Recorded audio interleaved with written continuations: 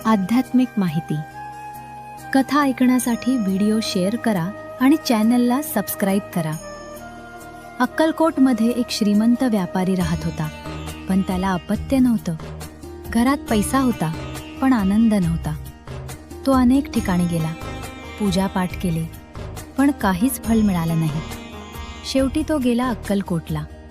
समोर विराजमान होते स्वामी समर्थ. व्यापारी काही बोलणार इतक्यात स्वामी म्हणाले, देवावर विश्वास आहे का की फक्त पैशावर? व्यापारी लाजला. त्याने मनापासून नमस्कार केला आणि म्हणाला, स्वामी, आता पूर्ण विश्वास तुमच्यावर. स्वामी हसले आणि आशीर्वाद दिला. काही महिन्यातच त्याच्या घरी बाळाचा जन्म झाला.